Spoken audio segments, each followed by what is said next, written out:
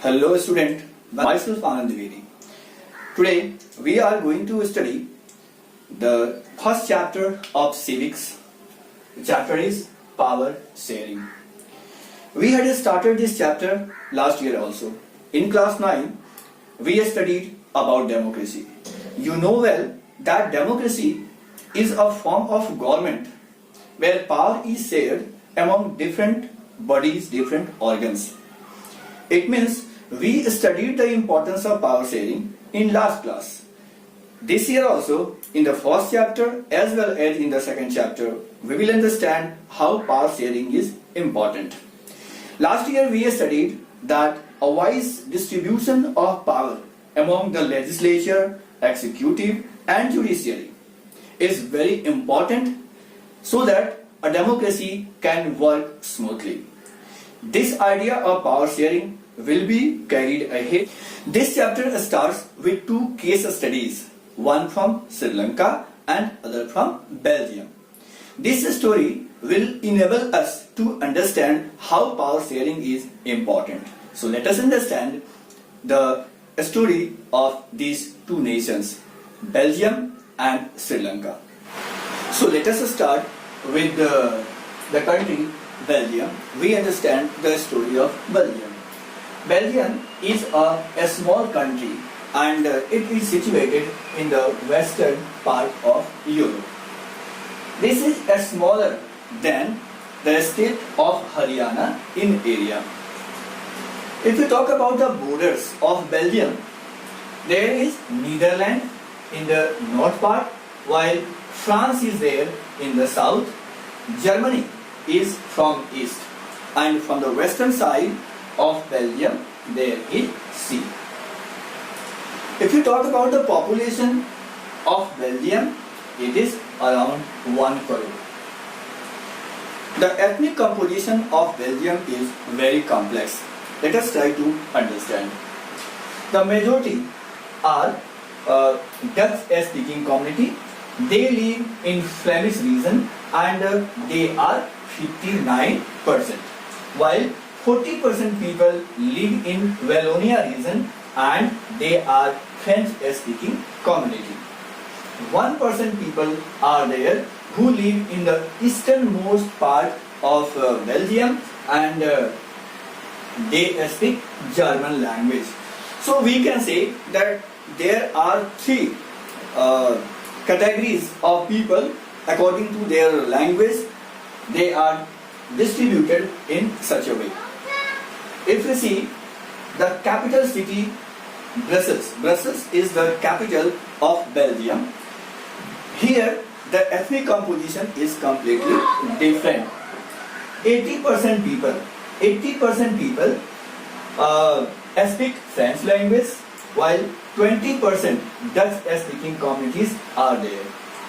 Since Brussels, the capital city, is very developed area, they are well educated, they are rich, they are well developed, although they are in minority. If you see the condition of entire country, we find that 59% people are Dutch speaking community in whole nation, but in Brussels they are only 20%. So those who are in majority in the country, they are less prosperous, they have lack of education, they are backward, while the people who are less in entire nation, they have majority in Brussels. They are just 80% French speaking community people in Brussels. So most of the benefit of development of the nation has been obtained by French speaking community itself. So this was a matter of resentment between these two communities. Now let's understand the case study of Sri Lanka.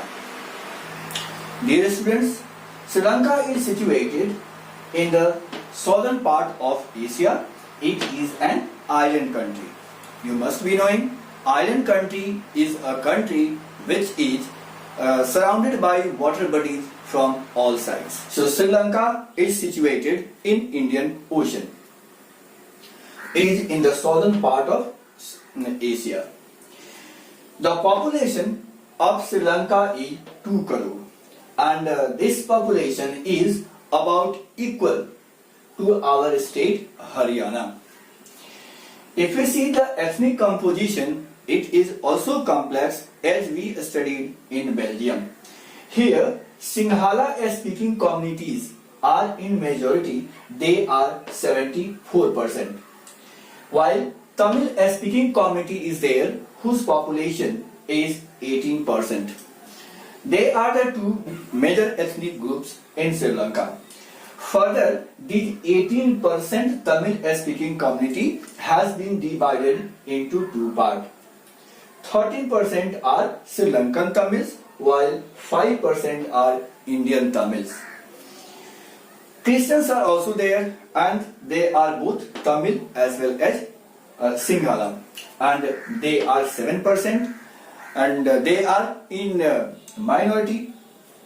Now question arises, what will happen if majority impose their will on minority and they try to do whatever they want? In this situation, generally tussles, conflicts between two communities arises, and this conflict used to be very hazardous for the nation, for the development as well as for the survival of people. So let us understand how these two nations, Belgium and Sri Lanka, accommodate. We studied the ethnic composition of Belgium as well as Sri Lanka. First of all, let us see the formation of government in Sri Lanka. Sri Lanka became an independent nation in 1948, and this government was a democratic nation. This government was a democratic government. People had chosen the government. Here, Sinhala community sought to secure dominance over government. As you are knowing, Sinhala people were in majority in Sri Lanka, so they tried to establish, to impose their supremacy on minority community. And this dominance was to be imposed due to their majority. The government also did the same what the Sinhala wanted. The government adopted a series of majoritarianism. Many steps were taken in the favor of majority community. Let us understand what is majoritarianism. Majoritarianism is a belief that the majority community should be able to rule the country in whichever way it wants by disregarding the wishes and needs of majority. इसका मतलब क्या होगा?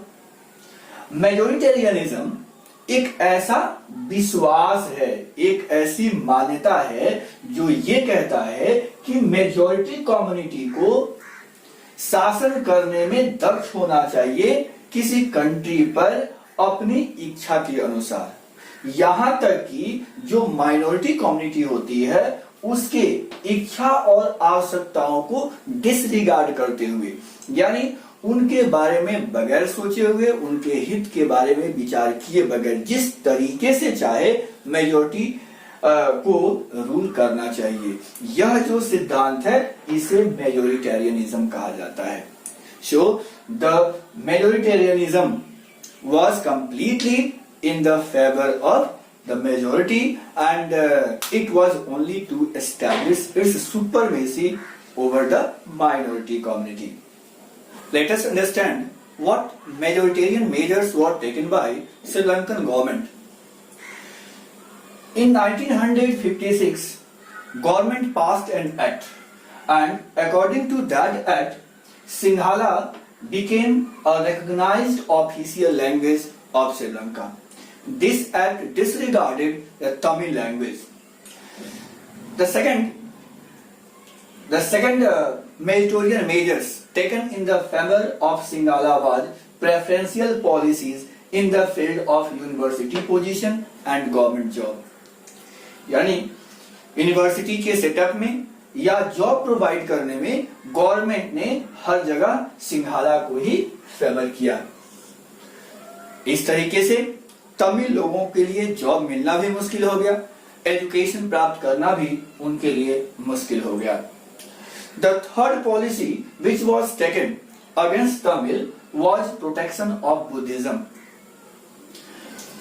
Buddhism को national language declare कर दिया और दूसरे धर्म को, दूसरे रिलीजन को, स्पेशली तमिल को यहां भी डिसरिगार्ड कर दिया गया।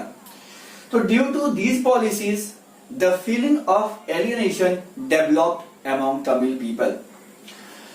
तमिल लोगों के अंदर ये भावना पनपने लगी कि हम इस देश से अलग हैं, हमारे बारे में कोई सोचने वाला नहीं है, कोई राजनीतिक पार्टी या सरकार का कोई भी विभाग हमारी आवश्यकताओं के प्रति सेंसिटिव नहीं है, हमारे हित में सोचने वाला नहीं है। तो उनके अंदर एक प्रकार से एलियनेशन यानी अलगाव की फीलिंग उनमें आने लगी।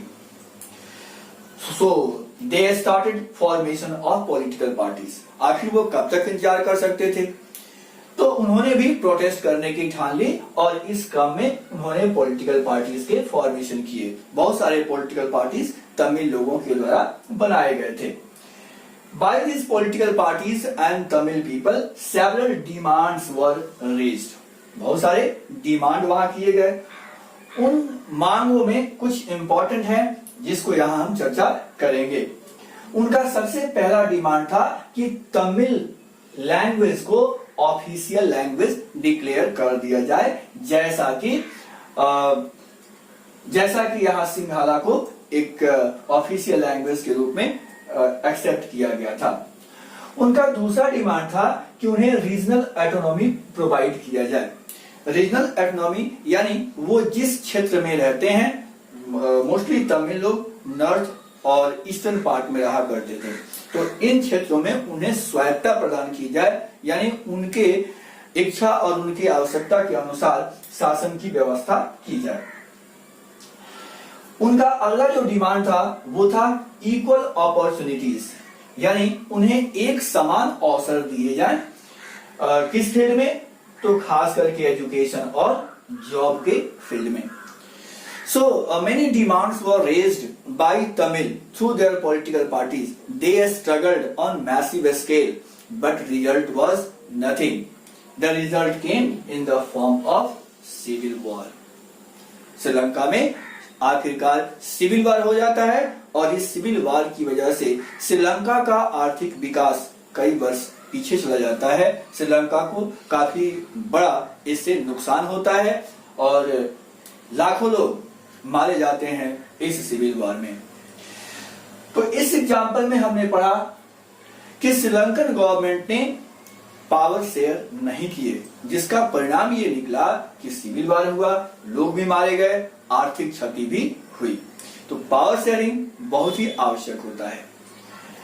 बेल्जियम की सरकार ने पावर शेयरिंग के मामले में बहुत ही अच्छा कार्य किया। गवर्नमेंट ने ऐसे बहुत सारे स्टेप लिए जिससे लोगों को अधिक से अधिक पावर शेयर किए जाए, तो वहां पर सिविल वार जैसा कोई सिचुएशन नहीं आया। तो आइए अब समझते हैं कि कैसे बेल्जियम की सरकार ने सबको एकोमोडेट किया, यानी एक साथ सबको लेकर के बेल्जियम की सरकार ने चलने का प्रयास किया और उसका परिणाम भी बहुत ही अच्छा रहा।